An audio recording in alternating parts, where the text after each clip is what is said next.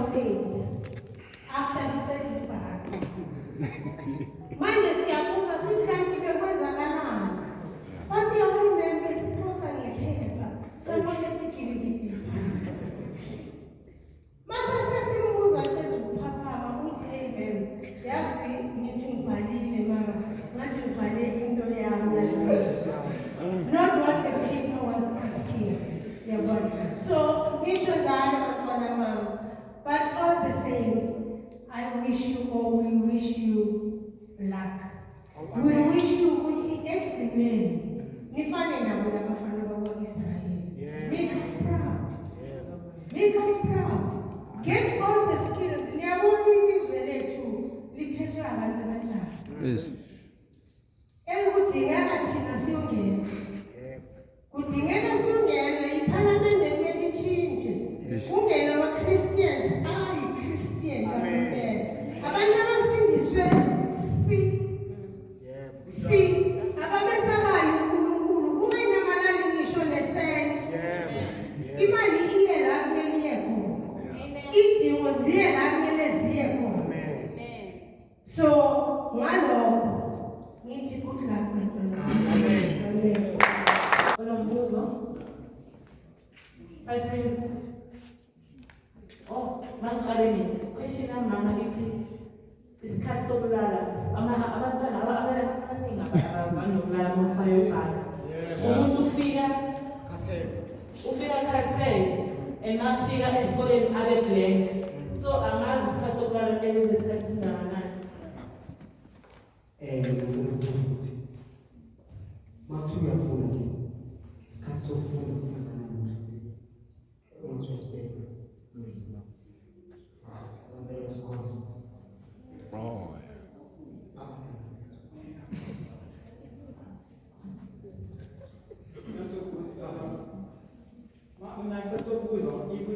what is your advice a study method, a study method, like which way more study, how like study shakanta. Because most of the time I think abantu bashaya electoral ukuthi basuke ba study shakanta. Then they look free. Ukuthi uyafunda, usho ukuthi uyafunda, ulendiwa ngokusho ukuthi uyafunda kanti uyakrema. Because abanye abantu abazi. So I'm thinking of for my advice. You're being studied for being a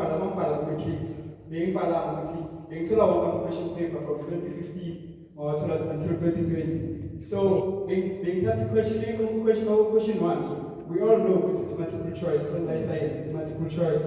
So being creating question paper, another question paper now previous years. With the question one, then question two, same thing, okay, some question paper, anything. Later we're familiar with the questions about who's like on the question paper. Is that what you advise? Yeah. Amen. Amen. Amen. Okay. I'm a question about two.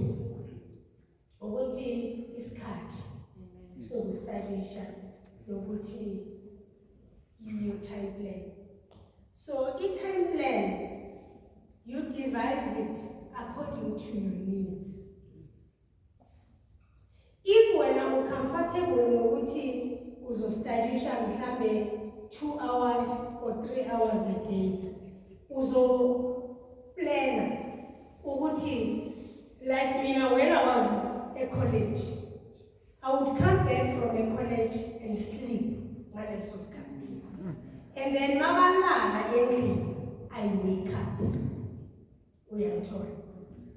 Ngoba akusekho umuntu ozongidisturb. And mangibuye college, ngiyenza whatever ekumele ngiyenze, and then I eat and then I sleep. Whether I'm 5 or 1, I'll sleep. And then the last person to go to bed, ngiyamcela ngithi awurubani uNtsusi. Then the last person would wake me up, and then I freshen up, and then I start. Even if we studisha kuzoyoshaya u2 ekuseni, because I'm fresh and I'm ready to to tackle whatever. But when time is the time when I was settled. But kumele ube careful ukuthi awustadisheli masesekufika exam, because what is troubling abantu abasha today is to sit upile up umsebenzi ukopa ama-assignment yawusubmite ukope wena unyaka wonke ama-assignments awu-70%, 70%, and awukahlale encwadini u-understande ukuthi what is this process, what is this definition, what is it, and ama-definition phela kwento angeke uhlale ungayi-crane. Ama-definition angeke uhlale ungawa-crane, but ama-processes you must understand ukuthi i-process eso, like i-photosynthesis, you must understand ukuthi it starts with the sunlight. Ihambe iye kuphi. I'll make the example because I did biology esikolweni. So ama-processes we-biology I would understand. I even know i-process ye-circulation yegazi. Mawungivusa uzokutshela ukuthi igazi liphuma nge-aorta emzimbeni. Lihambe lithi through the tricuspid valve in the heart. So because I understood the process blood circulation while I was still at school. Even when I was still at college, I understood because I majored in biology again.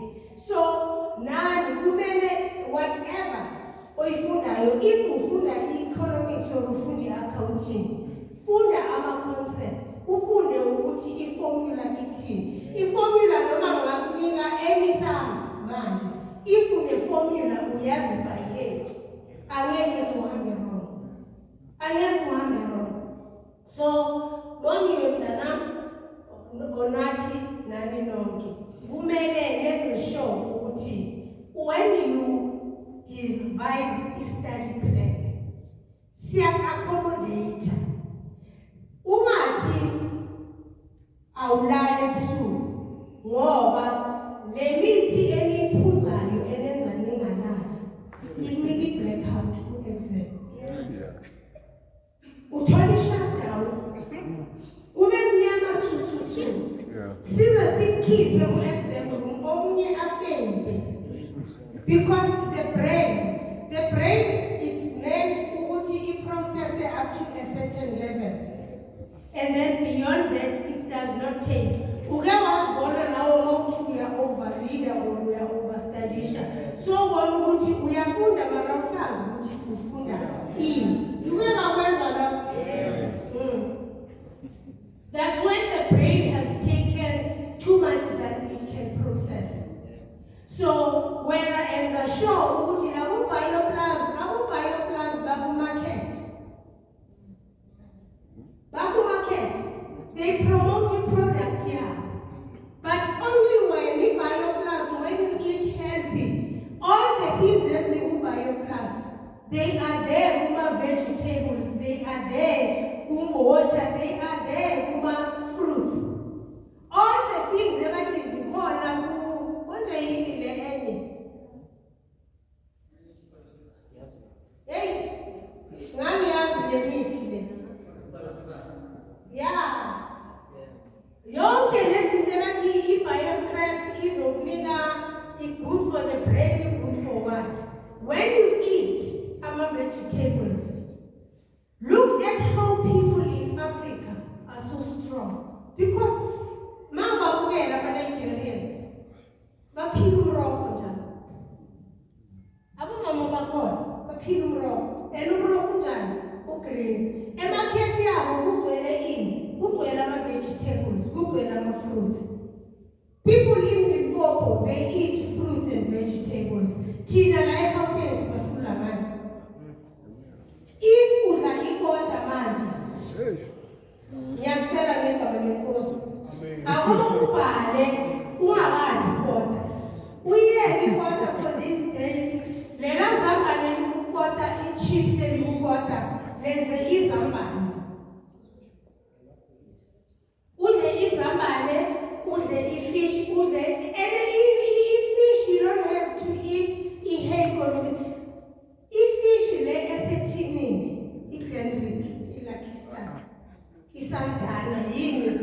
that fish, it will provide nutrients for you. It will build up your brain. It will build up, you know, a banana, it's rich in potassium. Any potassium which is for him, for a cramp in your way. Food uses your own cramp in your way.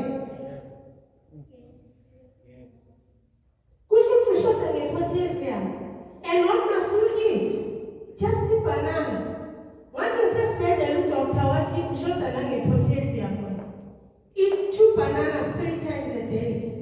What you are a doctor, limbo pieces to what he leaves the best suppose a month. And I ate that. I'm a cripple more pain.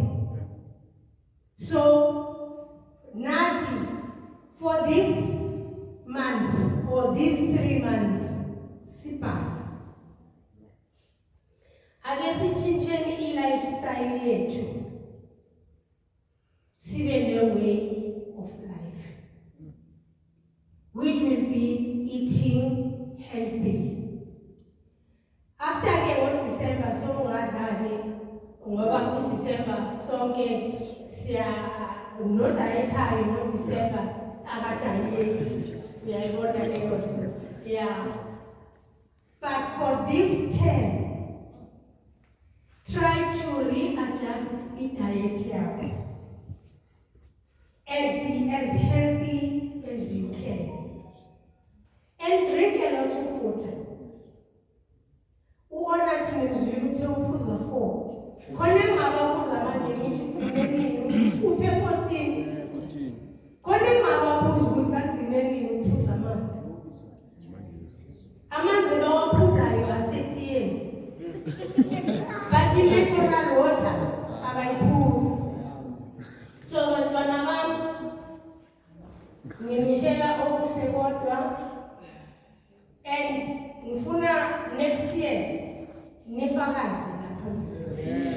Ngimzwile umuntu uthe waphasa grade 12 wathola 3 distinctions. Yeah. Abenza grade 12 bayingakhi la? 1, 2, 3. 1, 2, 3, 4. 4. Ni-expecta ukuzwa ukuthi nithole times 3.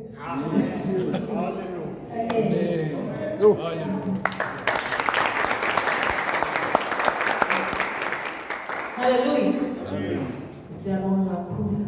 Siyathemba sifundile sonke. Okubaluleke kakhulu futhi bekusacela ngiyancenga ukuthi sicela ukuthi Monday bantu abasha size kuze nomkhuleko sizokhulekela for our exams. Please, ngiyanicela. Ngiyathembisa. 5:30. Sihlangane enkosini Monday.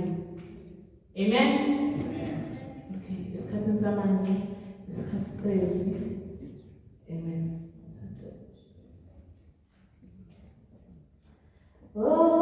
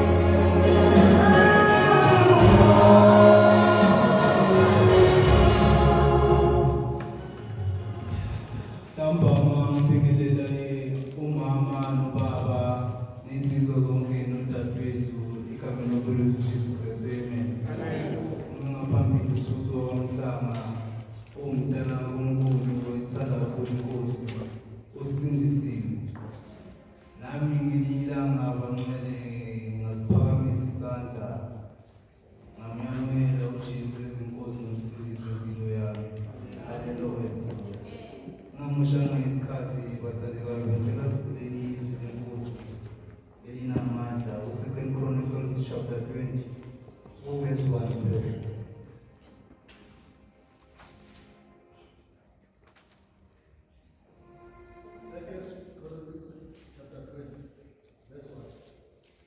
It came to pass.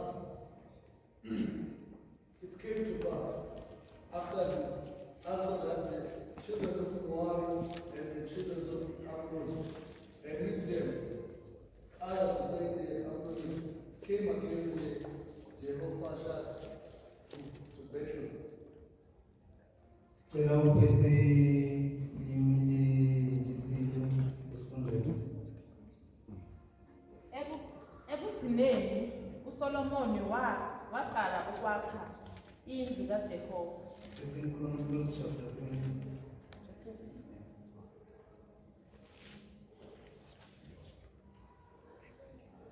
Verse 1.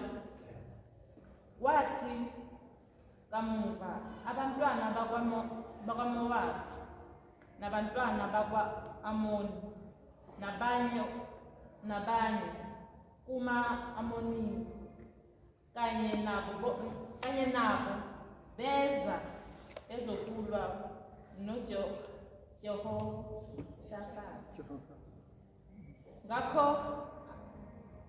Ngakho abantu beza batshela. May God bless our food in Jesus' name. Amen. So lasifunda khona bathandekayo, sifunda ngenkosi yakwaJuda uJehoshaphat. Inkosi uJehoshaphat izalwa umama khona beku-Azuba indodakazi kaShilehi, then ubaba khona beku-Asa. So masifunda la ku-chapter 18 siyathola ukuthi lithi izwi uJehoshaphat wayenengcebo nodumo olukhulu. Uma Masilela makhuluma la ukhuluma ukuthi sishintshe i-lifestyle. So uJehoshaphat inkosi yakwaJuda yona inkinga bekanayo ukuthi bekachomane nenkosi yase-Israyeli iku-Ahabi. So le nkosi le bengasinkosi eyenza intando kaNkulunkulu. Haleluya. So ngathi njengoba sila bathandekayo mhlambe esikolweni or emsebenzini bakhona abachomi bethu, siyabazi abachomi bethu, bakhona aba-right, bakhona abangekho right. So asibhekeni ukuthi sichomana nabo bani, ngoba ekugcineni sizogcina singene enkingeni. Haleluya. Ngicela ufunde verse 2.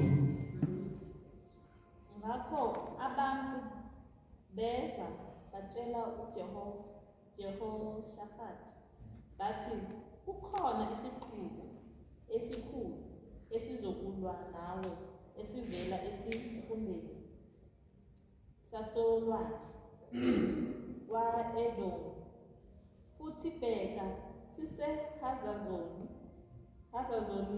Tamari, okungukuthi Enigedi. So inkosi uJehoshaphat njengoba bengisho ukuthi beyichumane nenkosi yase-Israyeli u-Ahabi. So bebahambile bayolwa. So yena uJehoshaphat wazifasa ukuthi yonke into eshiwo u-Ahabi naye uzoyenza. So bahamba bayolwa. Mhlambe esikolweni babakhona abangani abafuna empini njalo uma ngabe nifisana na something angasambe save asikade, because iBhayibheli lithi a bad seed corrupts a good seed. So asikade ukuthi sishomana nabo bani, because sasa uwathekana ngezinye indlela eningi. So Mam Masilela beyakhuluma nomthandazo lo ukuthi mhlambe sezobhala kanje khona abantu esikolweni abagcoba izinto abahamba inyanga. So bakhuluma ngomthandazo ukuthi ukhuleke before yobhala ukuze ufafaze igazi lenkosi uJesu ukuze ungazofesana nezinto eziningi. So lana sifunda khona siyathola ukuthi kufika abanye bamtshela uJehoshaphat ukuthi khona abantu bakwa-Ahabi bazomhlasela, and siyathola la ukuthi sebasephesheya e-Aramu. So kuyenzeka ukuthi njengoba singabantu abasha ubaba uLugunya uvamise ukuthi usathane ufuna umuntu omusha because umuntu omusha unamandla ukuthi ahambise izinto zakhe ezibhede. So umpostoli Paul wakatshela umntanakhe uTimothy uthi ungavumeli ukuthi kube khona umuntu ozodelela ubusha bakho. So njengoba sinje siphunyukile ogibeni into abasenze eziningi lana sikhona eziningi senza izinto ezomhlaba. So kumele simbonge uNkulunkulu ngoba usiphunyukisile egibeni ukuthi size endlini yakhe. Ngicela bancane umuntu abovesi ubhesi. Ngicela ungifundele uqhibi.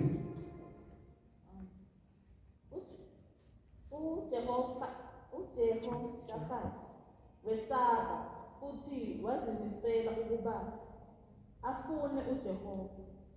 Ngakho-ke wamemezela ukuba uJuda wonke azile ukudla. Hallelujah. So siyathola la ukuthi uJehoshafati mawamtshela ukuthi khona isicubu esimhlaselayo. Lithi iBhayibheli washaya uvalo. Maqeda ukushaya uvalo ichazana ngoba ithi wabhekisa ubuso bakhe kumfuna uJehova. Mhlambe nawe khona la mntasekhaya ngoba silo nemimoya khona maybe wathekwa ama depression, khona maybe wathekwa stress, maybe ukhona mewubona ngathi impilo yakhe yemuva. Kodwa uNkulunkulu yena angakasho ukuthi phela impilo yakho ayikapheli. So la sifunda khona siyabona ukuthi wayeseshaya uvalo. So empilweni ziba khona izinto ezishayisa uvalo ngoba sangethele ngemali. Kodwa into echazayo uJehoshafati ukuthi mashaya uvalo ubhekisa ubuso bakhe kuNkulunkulu. Zavela izinto singabantu abasha ezisithusayo, kodwa masivela izinto into emele siyenze kuqala ukuthi sibhekise ubuso bethu kuye. Mafunda lapha encwadini kaMark chapter 5 verse 39 siyathola ukuthi uJesu ubeka nabafundi bakhe emkhumbini. So masifunda lapho siyathola ukuthi then ulwandle lavuka. Malivuka ulwandle ngiyacabanga lapho emkhumbini bewakhona ama-fishermen because abanye abafundi baJesu ama-fishermen. So siyathola ukuthi lithi iBhayibheli makavuka uJesu uyababuza ukuthi why nithuka. So bona bebayenza nge-experience yabo ukuthi bona bayayazi into. So isikepe sine-relationship namanzi. And into echazayo ngesikepe asivumeli amanzi angene phakathi, kodwa siwavumela abe ngaphandle. So nawe umuntu omusha mhlambe bakhona abantu abakhuluma kabi, mhlambe bakhona abantu abakunyatsayo because siyazi le mpilo esiphilayo ukuthi abantu abaningi khona ama-antichrist, abantu abalwa nabantwana bakaNkulunkulu. So izinto abashoyo singasifaki phakathi because sosinga njengesikebhe naso masingena amanzi phakathi siyasinga. So bathandekayo ngicela sisibonge, ngicela ungifundele uThuso, ungifundele uphindile uThuso. Ngakho abantu beza batshela uJehoshafati bathi kukhona isixuku esikhulu esizokulwa nawe esivela esifundeni sasolwandle kwa-Edomi, futhi bheka sisehazazoni Tamari Masifunde okungukuthi Enigedi. Masifunde encwadini kaFirst Peter siyathola ukuthi isitha sibhodla njengebhubesi, sifuna songubili. So lana sifunda khona siyathola ukuthi khona isicubu esihlasela uJehoshafati. And masimhlasela kanje lapha kuthi lithi iBhayibheli waseshaya uvalo. So empilweni la siphila khona kumele singacabanga ukuthi njengoba sihamba nenkosi yethu uJesu angeke zibe khona izinto ezisihlaselayo. iBhayibheli lithi khuleka ungaphezi. So kubalulekile ukuthi ngaso sonke isikhathi sikhulekeni because umkhuleko kubaluleke kakhulu. Umkhuleko singawunyatha kodwa umkhuleko kula ukhuluma khona naye uBaba. Umuntu ngathi umuntu okhulekayo umuntu okhonekisana naye uNkulunkulu. Ngokuya kwami ngasho ukuthi umuntu okhulekayo unamandla udlula umuntu oshumelayo because makhuleka suke ukhuluma naye ubaba. So liyasho iBhayibheli la ukuthi wasesha waluvalo ucela umfundele ufomo. Ekugcineni abamaJuda baqoqana ukuze babuze uJehova. Yebo beza bevela kuyo yonke imizi yakwaJuda bezobuza uJehova. So siyathola la uthi uJuda wabuthana ukucela ukusizwa nguJehova njengoba nathi siphumile emakhaya sila. Sifana njengemoto, imoto maye uservice yo-service. Nathi njengoba sila siku-service sizolungiswa. So masidala simeke sure ukuthi njengoba shilo umama ukuthi eklasini ungayi nje ngokrema. Fana nezwi izwi lithi iBhayibheli lapha ku-First Joshua chapter 7 lithi meditate day and night. So usasho Mam Masilela ukuthi singabokrema. Nezwi nalo izwi mele singakrema kodwa sistudish. The more sistudish is the more sizongena phakathi. Sitho mazama ukuhlasela sikhipha izwi thina. Hallelujah. So masifunda la kuTrina siyathola ukuthi uJehoshaphat inkosi yakwaJuda yakhipha isimemezelo se-prayer and fasting. Lahle sikhiphe ese-fasting. So yabona mangabe uyafasta mntana wabantu abasha. Ukufasta kubalulekile because mafast uyayibulala inyama. Amen. Singabantu siyadla ukudla ngoba siqinisa inyama. Kodwa mangabe usidla ukudla is the more spirit sakho sikhula. So ngicela ungifundele u6. Wathi Jehova uNkulunkulu wokhokho bethu awuyena yini uNkulunkulu emazulwini futhi awubusi yini phezu kwayo yonke imibuso yezizwe futhi awekho yini esandleni sakho amandla nobukhulu ungekho umuntu ongema aqine phambi kwakho. So inkosi uJesu mayefundisa abafundi bayo ukuthandaza ithi bathi baba wethu osezulwini. So la inkosi uJehoshaphat la ayiqali ngokumtshela inkinga zakhe ukuthi siyahlasela kodwa uqale yam-acknowledge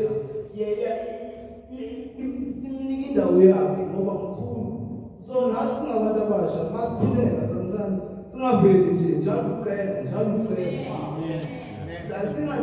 Singabi njalo ukuthi mangabe sikhuluma naye sifuna ukucela something. Lithi iBhayibheli seek him first and the rest shall follow. So mawuye bank ufaka ikhadi. Mawufaka ikhadi kanje then ufaka iphini then uyasho imali ofuna ukuyikhipha then aqala uphuma imali kodwa kuphuma lona ikhadi.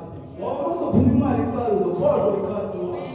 So la uNkulunkulu nakhona asiqale sifunele ukuze somthola yena njengoba sasho usizi lapho ukuthi bekumele aye e-university kodwa waqale wafuna yena kuqala bheka manje sekuvela inhlanhla ukuthi esikolweni. So asifuneni sasebancane kanje ngoba ziningi izinto esibhekana nazo namhlanje njengoba sila uNkulunkulu sikhiphile ogibeni lomkhulu then wasikhipha nasobhadaneni olubhubhisayo. Cabanga ugibe ephukile njengoba sila. So singanyathini le grace esitholayo kuNkulunkulu. So masifunda lana ku6 ukuya ku10 siyafunda ukuthi uJehoshaphat inkosi yaJuda iyam-acknowledge before imtshela inkinga zayo. So nathi singabantu abasha asingathi njalo masikhuleka njalo nje siyakhala kuye. Kumele sibe simbonge ngoba ngokuvuka kwethu nje sibe la umusa. Abaningi baphefumula ngamaphaphu ebhedlela bafisa ukuba la kodwa abakhoni kodwa thina sidala siphelele. So asimfune ngaso sonke isikhathi. So nginca isikhathi ngicela ungifundele lapha ku12.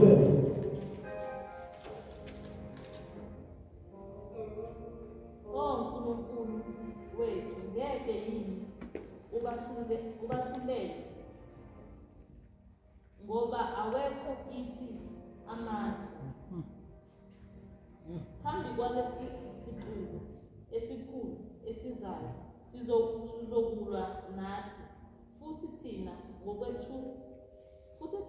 ngokwethu asazi ukuthi yini okumelwe siyenze, kodwa amehlo ethu abheke kuwe. Iyasho la inkosi uJehoshafati uthi kukho bangakwenza kodwa amehlo wabo abheke kuye. Mhlawumbe khona mntasekhaya bona ngathi impilo yakho ibuyele emuva. Nalazi ibhola lonke musi. Nalazi penalty. So ipenalty before uzokhola kumele ubuyele emuva. So uma ngabe impilo yakho ubona ngathi ibuyele emuva, hayi selada manje. Uma ushayini udotsele emuva. So singaboni ngathi uNkulunkulu akasivi inkhuleko yethu. Uyasho la inkosi uJehoshafati ukuthi abasazi benzeni kodwa amehlo wabo abheke kuwo. uNkulunkulu bathandekayo udeke itafula phambi kwezitha zethu. Ayideke izitha zikudelele zenze kade azazi zona ukuthi yena uNkulunkulu akavumi inyawo lezulu lishelele. Haleluya. So brother Sandy, uyabona umshini odriver emsebenzini i-forklift. Yazi noma ibheka lapha emsebenzini i-forklift, yazi uNkulunkulu ngimfanisa njenge-forklift ngoba usithwalela izinto esingakwazi ukuzithwala. Haleluya. So basandekayo impempe angakashayi akapheli impilo yethu. Akapheli ngoba kuningi lokho asibekele wona. So asimfuneni njengayo inkosi uJehoshafati eyamfuna ensizini. Haleluya. Ngicela umfundele u-14 sengizohlala phansi. Manje uJahaziyeli indodana kaZakhariya, indodana kaBenaya, indodana kaJehiyeli, indodana kaMathaniya, umlevi wabantwana bakwa-Asafa, umoya kaJehova waba phezu kwakhe phakathi kwebandla. Ebathandekayo bakhona uJahaziyeli. Into efunekayo ukuthi sibe unite. Abasaba-unite ngothando. Lithi iBhayibheli umntana kaNkulunkulu uyi-source of the world. So nalaba abangasindiswanga ngabantu abasibona bahalele ngalothando lolo sibonisana ngalo. Ngicela umfundele u-15. Ngenxa yalokho wathi, lalela wena Juda wonke, nani abakhileyo eJerusalema, nawe Nkosi Jehoshafati, yilokhu uJehova akushilo kini. Ningesabi noma nethuke ngenxa yalesi siqubu esikhulu, ngoba impi akuyona eyenu, kodwa ngekaNkulunkulu. Lempesi yethu singafuni ukusibhela ngokwethu ngoba yena uNkulunkulu uyisiqalo nesiphetho. Yonke into esenzakalayo kuyi-past. Yonke into eyenzakalayo phakathi kwempilo zethu yena uyayazi. Into ayifunayo ukuthi simfunde. Abasafuna yena kuqala sizophumelela. So la uyasho uJahaziyeli ukuthi uNkulunkulu umupha umyalezo ukuthi ningesabi. Benekathi ningesabi kube naziphi izinto ezisabisayo. So emhlabeni before elevation days there must be isolation. Anyakho uvela ukhuphuke ungayehlanga. Uyabona nembewu motshala isidi kumele ugubhe kuqala ufake. Ulisa phansi kuze kuzoba isihlahla esikhulu. So yonke into esivelelayo singaboni ngathi sekuphelile ngempilo yethu because kuningi esazofezana nako kodwa okubalulekile ukuthi mthembeni uNkulunkulu ngoba ukuthembeka kwakhe kuyisihlangu nehawu. Akafuni next ngabantu abathembekayo. Haleluya. So uyasho lana uJahaziyeli ukuthi bangesabi ngokuba lemphese ungafuna incwadi Exodus chapter 14 verse 14 yasho izwi lapha abantwana abaseGibhithe sebasehlane babhekene nomfulo kanje ngoba babhekana ngoFaro nesiduku sakhe bayeza nengcobo. Inkosi uMoses makasho ukuthi abantwana ningesabi ninothula nje. So nathi umsebenzi wethu ukuthi sithembele yena. Yonke into esizofezana nazo singasabi ngokuba yabona i-faith yiyo egwajisa ukusaba. Yabona uma une-fear i-faith iyaleka. So So asibene-faith sikhulekele umoya ongcwele ukuthi asincede ukuthi ikhule i-faith yethu njengo-Abraham. Hallelujah. Ngicela ungifundele u-16. Yehlani kusasa, nimelane naso. Bheka sikhuphuka ngasensungu bezini yasezizi, futhi ngokuqinisekile ngizosithola ekupheleni kwesigodi sesikhula phambi kwehlane laseJeruweli. Amara lonkulunkulu esimkhonzayo cabanga ukuthi bayehle baye kubo bona bebangasazi ukuthi bayenzeni kodwa uthini yehlani kubo manje ngakhumbula umishek no-Abednego ne-Shadrach babafaka emlilweni bebacanga ukuthi kuphelile ngabo kanti labantu abafakayo yibo abona imali so nawe la uyasho ujazi yena ukuthi yehlelani kubo. Haleluya. Ngicela incwadi kaJeremiya 33:3 ithi ngibize ngiyakuphendula ngikutshele izinto ezinkulu nezifihliwe ongazaziyo. So lana mafunda iyasho incwadi ukuthi kumele bayehlele kuphi. So umoya ongcwele uyazi lezi sesihlaselayo ziza ngokuthi. So uyasho leBhayibheli ukuthi uyasho ukuthi bayehlele kuphi. So uyasho incwadi la ukuthi uma umbiza uNkulunkulu uyakutshela lezinto ongazazi. So asimfuneni ngaso sonke isikhathi ukuze azositshela nezinto esingazazi because ziningi izinto sibona imimoya abathandekayo. Namanje njengoba sila usathane ukwatile akajabulanga so thina sihlalela umkhulekelo ngaso sonke isikhathi nanoma uziva ngathi mana akusekho right empilweni khuleka makasho umfundisi uthi awukho umgcomo womthandazo angeke uthi uyakhuleka uNkulunkulu akushaya ngebhuthi uNkulunkulu akanayo i-voicemail. Haleluya. Ngicela ungifundele u-17. Ngeke kudingeke ukuba nina kulokhu yimani ezindaweni zenu, yimani futhi nibone insindiso uJehova anenzela yona. uJuda nawe Jerusalema, ningesabi noma nethuka. Kusasa phumani nimelane naso. uJehova uzoba nani. Akusikho kwethu kulwa kuleli ngoba yena uyindoda yenu namanje nje silala kanje ebusuku yena uhlele esitulweni sobukhosi cabanga siyalala siyavuka senza nini uhlele esidadini. So lemba kusethu asibhekeni kuyo. Haleluya. Sengizohlala phansi bancane ngicela ungifundele u-18 no-19.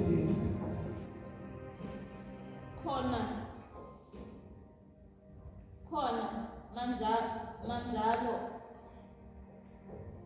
Jehoshaphat wakhothama, ubuso bakhe bubheke phansi, futhi wonke uJuda nabakhileyo eJerusalema ngokwabo bawa phansi phambi kukaJehova ukuze bakhothamele uJehova. Khona-ke amaLevi, abantwana bamaKohathi nawabantwana bamaKhora asukuma ukuba adumise uJehova uNkulunkulu ka-Israyeli ngezwi elikhulu ngokungaphezu kokuvamile. Izwi bakhothama bonke bancane asithandazana ungamboni umunye mebuhlubulile then uyahamba uyohlekisa ngayo mbathize asikhulekele bancane uyambona umfowethu mhlambe udadewethu uyambona ukuthi yena ulekhaya ungahamba utshela abantu ukuthi yenzani ukhulekele. Haleluya. Asibambaneni bancane. Ngicela ungifundele u-20. Bavuka ekuseni kakhulu baphumela ehlane laseThekowa. Njengoba bephuma, uJehoshafathi wema wayesethi, ngizweni Juda nani bakhe. Naye abakhileyo eJerusalema, yibani nokholo kuJehova uNkulunkulu wethu ukuze nihlale isikhathi eside. Yibani nokholo kubaprofethi bakhe, kanjalo niphumelele. Liyasho izwi la ukuthi inkosi uJehoshafati uyabatshela ukuthi bakhona. So ukholo kubalulekile bathandekayo. Nanombono ukuthi kunzima mhlambe endlini or mhlambe emsebenzini or mhlambe esikolweni, khuleka. Yabona ukukhuleka, so la sifunda khona siyathola ukuthi inkosi uJehoshafati iyabaphinde yabakhumbuza ukuthi bakhonwe ngokuba lemba akusethu bathandekayo. Nanoma sifesana nama-situation singafuni ukuzilwela kuwo, kodwa siqale sibhekene yena. Uyayibona i-aeroplane, akekho ongayazi nise-aeroplane. I-aeroplane mayile phezulu ingakanani? Incane. Kodwa masothi uye-airport uyayibheka ingakanani? So noNkulunkulu baba bathandekayo, manje ledeni naye uzombona ngathi amen. Kodwa le more usondela kuye kula uzombona khona uNkulunkulu wakhe. Haleluya. Sengihlala phansi xa ufundela u-21 no-23.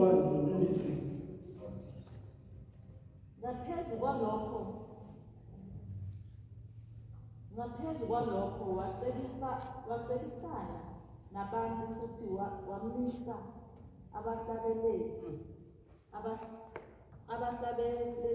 abahlabelelela uJehova nalabo abanikela indumiso behlobe ngezingcwele njengoba ephuma phambi kwamadoda ahlomile bethi, dumisani uJehova ngoba umusa wakhe wothando umi kuze kube nini nanini. So la sifunda khona siyathola ukuthi inkosi uJehoshafati base bazofika kuleyo ndawo. Liyasho izwi la ukuthi then kwaba khona abomlevi bona baqala ukudumisa.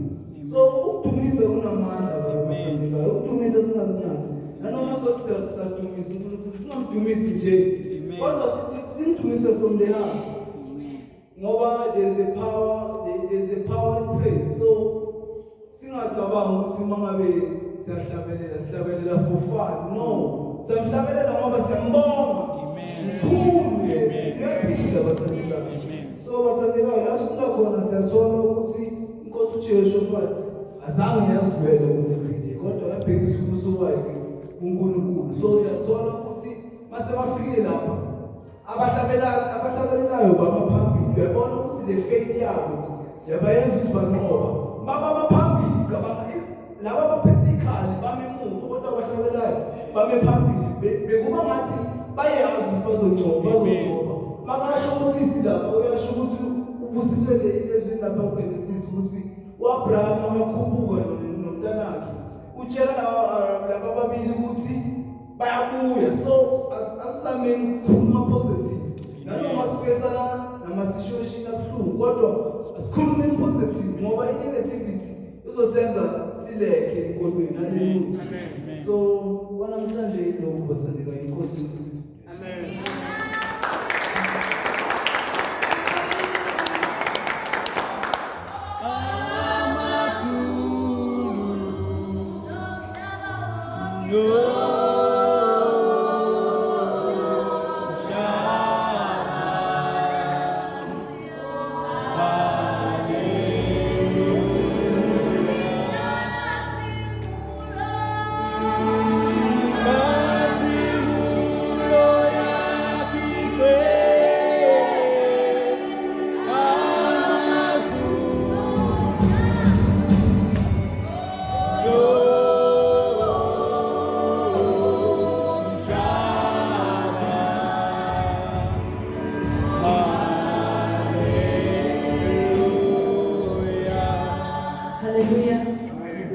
Siyabonga Thuso izwi namandla ngendlela. Siyabonga kakhulu. Bangcwele masingayi ngosilwela izinto. Masibekisela amehlo ethu ezintabeni uJehova uzasilwela. Ngesikhathi samanje sacela Mam Masilela sibonge Thuso. Amen.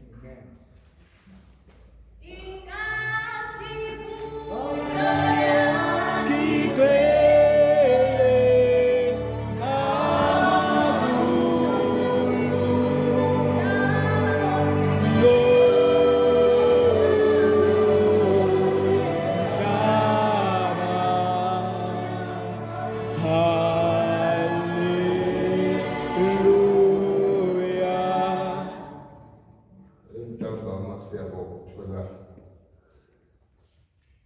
izwi ukukhuluma nathi sonke singabantu abasha kuba ayikho enye indlela